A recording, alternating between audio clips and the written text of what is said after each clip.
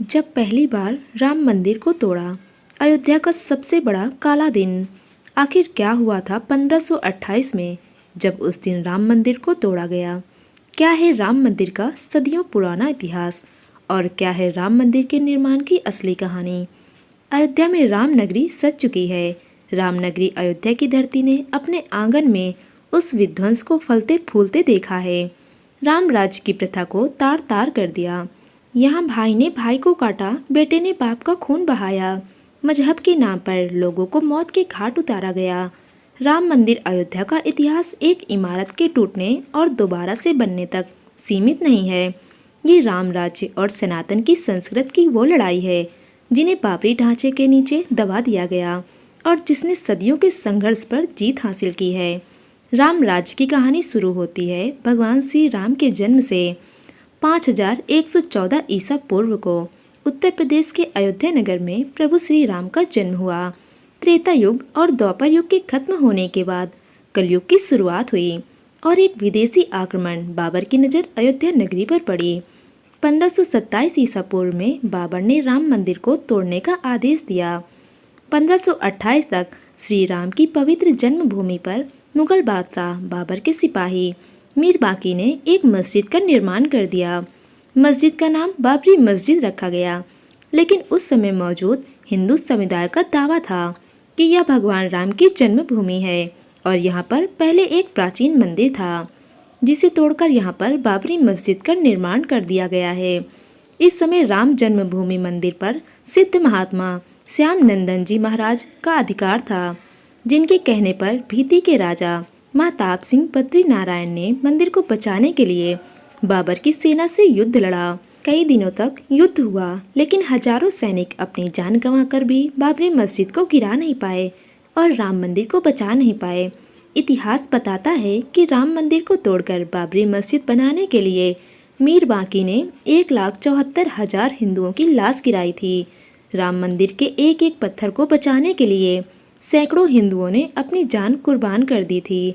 भले ही मीर बाकी और बाबर जीत गए हों, लेकिन हिंदुओं की कोशिश खत्म नहीं हुई थी। इस युद्ध के कुछ समय बाद अयोध्या से 4 मील की दूरी पर सनेतु गांव के देवी दीन पांडे ने आसपास के राजपूत और योद्धाओं को लेकर युद्ध किया, लेकिन इस बार भी हजारों हिंदू वीर बलिदान हो गए और बाबर की सेना जीत गई। इस युद्ध के 15 दिन बाद फिर से हंसवर के राजा रणविजय सिंह ने बाबरी से रामलला को आज़ाद कराने के लिए युद्ध किया और अपनी 1000 सैनिकों की टुकड़ियों के साथ वो भी शहीद हो गए। इसके बाद महाराज रणविजय सिंह की पत्नी रानी जय राजकुमारी रामलला जन्मभूमि की रक्षा के लिए आगे आईं और 3000 नारी सेना के साथ युद्ध किया। यह युद्ध हुमायूं के शासन तक छापामार युद्ध के रूप में जारी रहा। बाद में स्वामी महेश्वरानंद जी ने और उनके सन्यासियों की सेना ने भी इनका साथ दिया, लेकिन सभी को हार का मुंह देखना पड़ा और एक बार फिर से रानी के बलिदान के बाद मुगलों ने राम जन्मभूमि पर अपना अधिकार जमा लिया।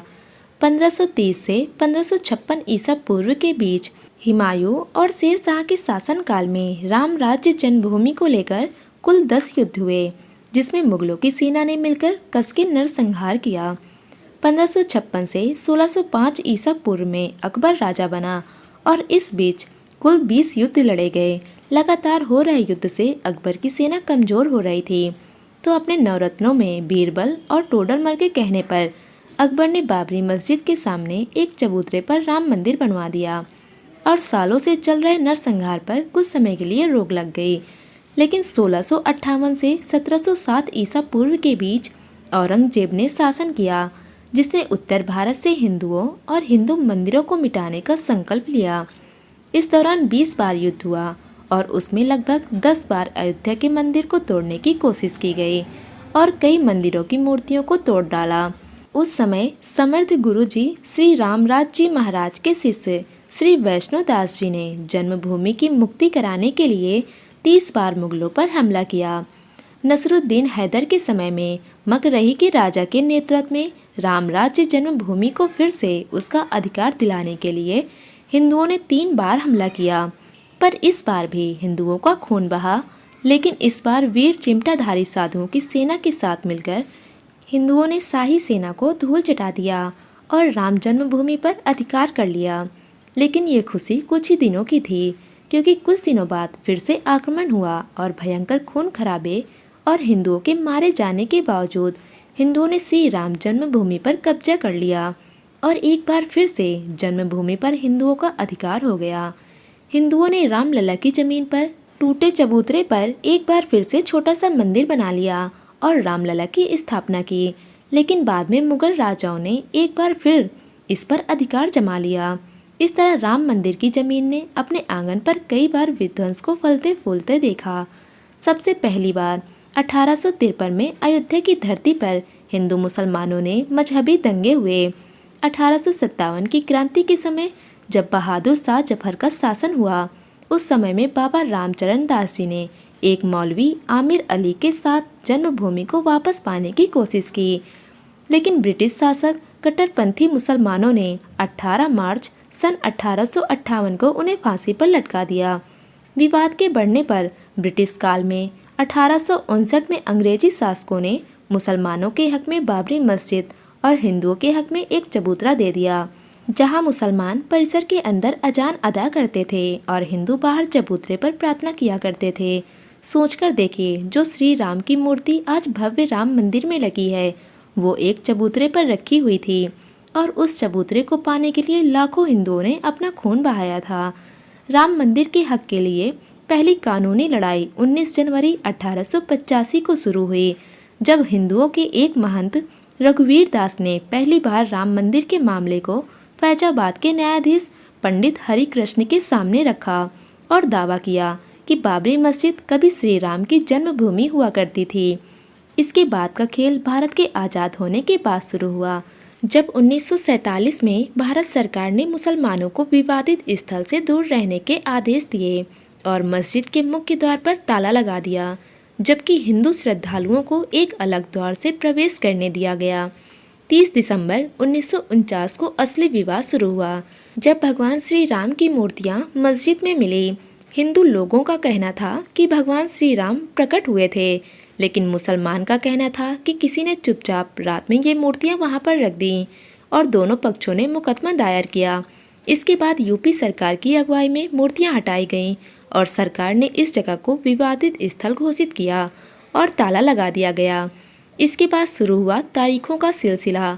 1984 में कुछ हिंदुओं ने विश्व हिंदू परिषद के नेतृत्व में एक समिति का गठन किया, जिसके नेता भाजपा के लाल कृष्ण आडवाणी बने और राम जन्मभूमि को पाने की कोशिशें जारी रहीं।